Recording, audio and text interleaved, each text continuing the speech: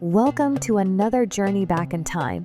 Today, we are uncovering the mystical and enchanting world of ancient Egypt, a civilization where magic wasn't just a belief but an integral part of daily life. From the spells of the high priests to the mystical amulets worn by the common people, ancient Egypt was a land where the supernatural and the mundane were inseparable.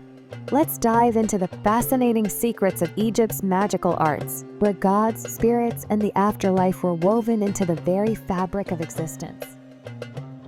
In the beginning, magic in Egypt was not just for the select few, it was a tool for everyone. The Egyptians believed that the universe was governed by divine laws and energies that could be influenced through rituals, incantations, and symbols. The roots of Egyptian magic can be traced back to the earliest dynasties, where it was believed that even the gods themselves used magic to create the world. Imagine the bustling city of Thebes, with its towering temples and bustling markets. Here, magic wasn't just confined to the grand halls of the temples. Ordinary people practiced small rituals at home, invoking the gods to protect their families or bring good fortune. Magic was a living, breathing force that permeated every aspect of life. The pharaohs were not just kings but living gods on earth, and with this divine status came immense power, both political and magical. Pharaohs were believed to have access to the most potent spells and rituals, many of which were guarded as state secrets.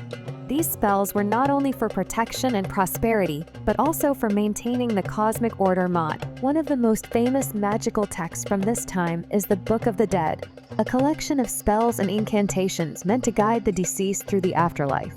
But the pharaohs had access to far more powerful and secretive texts, such as the Book of Thoth, said to contain the wisdom of the gods and the secrets of the universe.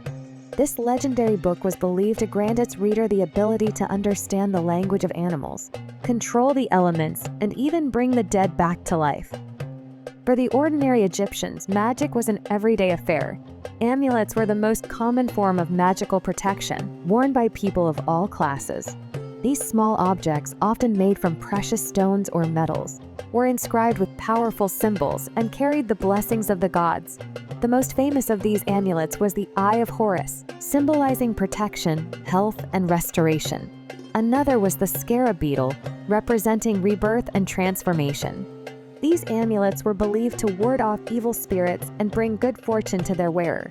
The power of these symbols was so ingrained in the culture that even in death, Egyptians were buried with amulets to protect them in the afterlife. The high priests of Egypt were the true masters of magic, often seen as intermediaries between the gods and the people.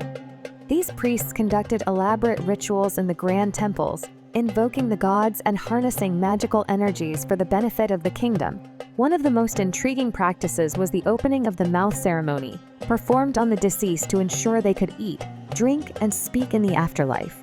This ritual was a potent combination of magic and religion, illustrating the Egyptians' deep belief in the power of words and symbols to influence the physical and spiritual worlds. Another mysterious practice was the creation of magical staves, often used by priests to ward off evil spirits or summon divine entities. These staves, intricately carved with hieroglyphs and symbols, were believed to channel the power of the gods directly into the physical world. The afterlife was the ultimate destination for every Egyptian, and magic was the key to navigating this complex and perilous journey. The Egyptians believed that the soul had to pass through a series of challenges in the Duat, the realm of the dead, before reaching the field of reeds, a paradise where they would live for eternity. To aid in this journey, the dead were buried with the Book of the Dead, containing spells to overcome the obstacles in the afterlife. The heart of the deceased would be weighed against the feather of Ma'at in the Hall of Judgment, and only those deemed worthy would pass on to the afterlife. Those who failed were devoured by Ammit, a fearsome creature with the head of a crocodile, the body of a lion, and the hindquarters of a hippopotamus. But it wasn't just the elite who had access to these magical texts. Many versions of the Book of the Dead were personalized for ordinary people, showing just how deeply magic was embedded in the culture. The magic of ancient Egypt was more than just superstition. It was a complex system of beliefs that shaped their understanding of the world and the afterlife.